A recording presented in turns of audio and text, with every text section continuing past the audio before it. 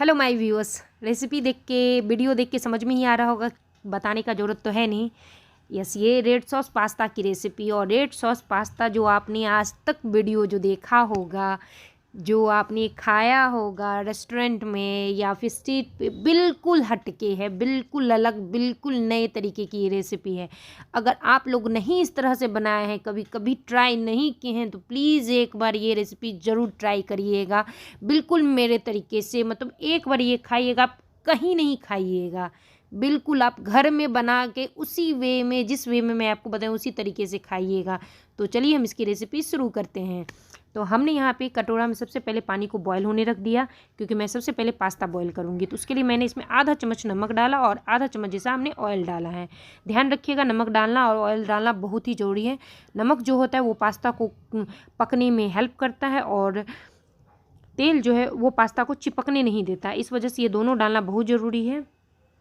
तो अब आप क्या कीजिए, इसे अच्छे से पानी में मिक्स कर लीजिए और इसे हम अच्छे से बॉयल होने देते हैं। बढ़िया से बॉयल होने दीजिए। इसे हमें 90 to 95% पकाना है, बस उससे ज़्यादा हमें नहीं पकाना है। इस बात का भी ध्यान रखिए।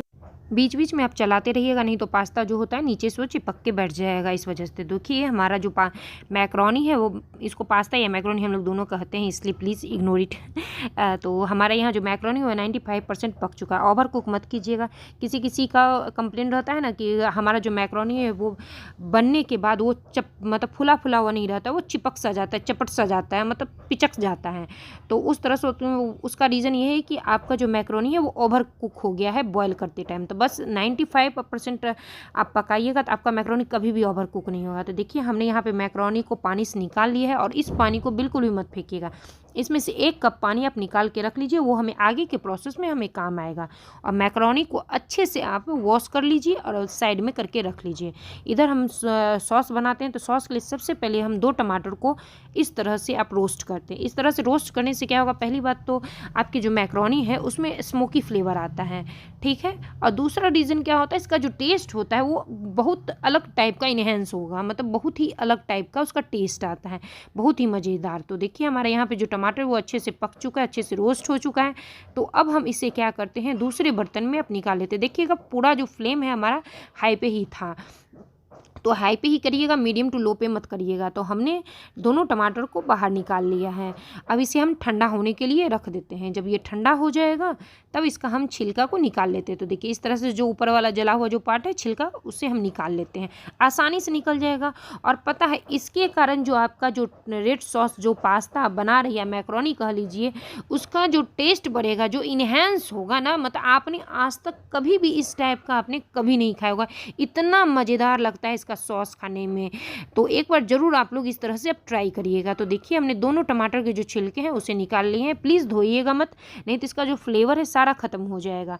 हम इसी तरह से इसे पीस लेंगे। तो पीसना क्या है, आप ग्राइंडर जार लीजिए, आप ग्राइंडर जार में आराम से पीस लीजिए, या सिलबट्टे पर भी पीस सकते हैं अगर आपके पास सिलबट्टा है तो हम इसे पहले पीस लेंगे, बिना पानी डाले इसी तरह से आप पीस लीजिए। तो देखिए हमने टमाटर को अच्छे से पीस लिया, एकदम स्मूथ पेस्ट बनेगा, बिल्कुल भी उसमें रहना नहीं चाहिए।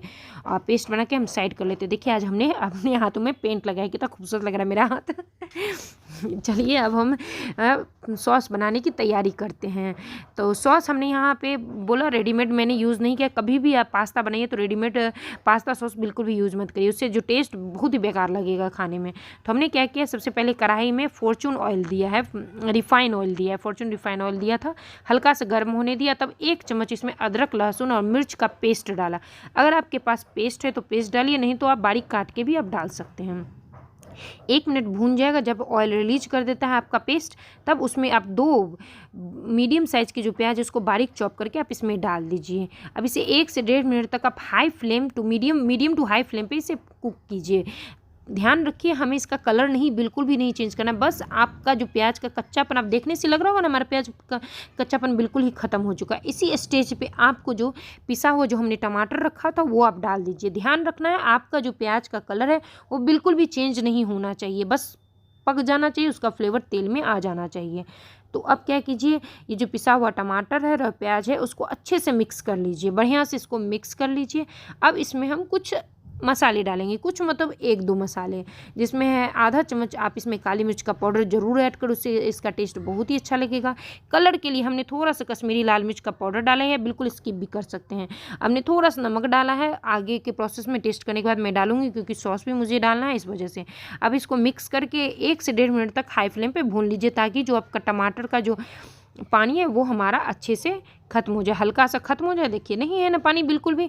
अब इसमें हम सॉसेज ऐड करेंगे। सॉसेज में आप क्या टमाटो सॉस ऐड कीजिएगा 3 चम्मच, इस टाइम हम 3 चम्मच ऐड कर रहे हैं, और 1.5 चम्मच हम शेजवान सॉस ये ज़रूर ऐड कीजिएगा। इससे जो आपके जो सॉस का जो टेस्ट है वो बहुत ही इनहेंस होगा, बहुत ही लाजवाब लगेगा खाने में आपको, इसलिए इसे बिल्कुल भी स्किप मत कीजिएगा। तो अब इसे अच्छे से हम मिक्स कर लेते हैं। तो अब मुझे थोड़ा सा टेस्ट करने पर थोड़ा सा फीका लग रहा था, तो हमने क्या किया, 1 से 1.5 चम्मच जैसा हमने टमाटो केचप फिर से डाला, और इसे अच्छे से मिक्स करने के बाद मुझे थोड़ा सा नमक कम लग रहा था, तो मैंने थोड़ा सा नमक डाला, और फिर थोड़ा सा हमने आधा चम्मच जैसा शेजवान सॉस डाल दिया है, मुश्किल से 2 चम्मच। देखिए यहाँ पर सारा जो सॉस का जो रेशियो वो डिपेंड करता है आपके टमाटर। अगर आपका टमाटर थोड़ा सा ज़्यादा खट्टा है तो आपको टमाटो केचप ज़्यादा लगेगा, अगर मीठा है तो टमाटो केचप कम लगेगा। तो इस बात का टेस्ट करके तब दीजिए, आपको सॉस मिलाइए। अब हम इसमें 1/4 चम्मच जैसा हम ऑरिगेनो मिलाते हैं, ये बहुत ही लाजवाब आपके पास्ता में फ्लेवर डालेगा। और आधा चम्मच नहीं है, 1/4 चम्मच जैसा हमने इसमें इसको क्या कहा जाता है, चिली फ्लेक्स डाला है। अब इसे अच्छे से मिक्स करके हम 1 से 1.5 मिनट तक भून लेंगे। आप चाहें तो ये जो पेस्ट है आप इसको स्टोर करके 8 से 10 दिन तक आप आराम से रख सकते हैं। आप चाहें तो इसमें थोड़ा सा बारीक लहसुन काट के मिला दीजिएगा, तो फिर ये आपका पिज़्ज़ा सॉस बन जाएगा। और आप अगर बोलिएगा कमेंट सेक्शन में, हमें ज़रूर मैसेज करिएगा, तो मैं आपको पिज़्ज़ा सॉस का रेसिपी मैं ज़रूर आपको बताऊंगी घर पे। इतना अच्छा टेस्ट आपने कभी नहीं खाया होगा, उस तरह का मैं आपको सॉसेस बताऊंगी। तो हमने यहाँ पे बॉयल किया हुआ जो मैक्रोनी है वो हमने मिक्स कर दिया है, तो इसे अच्छे से मिक्स कर लीजिए, बहुत अच्छे से मिक्स कर लीजिए। आप चाहें तो इसे मिक्स करने के बाद आप देखिए क्या ही कलर आया है, देख रहे हैं ना, बिल्कुल मतलब रेस्टोरेंट से मतलब इतना लाजवाब आपको टेस्ट घर में मिलेगा, वो भी बहुत कम मेहनत में, बहुत कम चीज़ों में, इतना मज़ेदार लगेगा ना, मत पूछिए। आप चाहें तो इस टाइम मैक्रोनी को मतलब बंद कर सकते हैं और ऐसे भी आप परोस सकते हैं, लेकिन अगर मैं अपने स्टाइल में करूँ तो मैं इसे 1-1.5 मिनट तक भूनती हूँ, तो उससे क्या होता है कि जो सॉसेज हैं मैक्रोनी वो एक दूसरे में आपस में मिल जाते हैं, उसका फ्लेवर एक दूसरे में आपस में मिल जाता है, तो उसका जो टेस्ट होता है और दुगना हो जाता है इस वजह से। तो हमारे यहाँ पे हमने बंद कर दिया मैक्रोनी को, अब हम इसे सर्व करेंगे।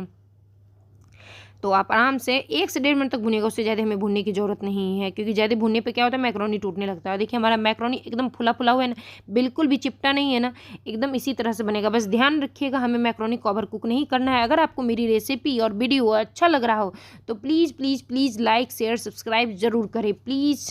और देखिए हमारा जो ये रेड सॉस मैक्रोनी कह लीजिए, रेड सॉस पास्ता कह लीजिए, बिल्कुल बन के तैयार।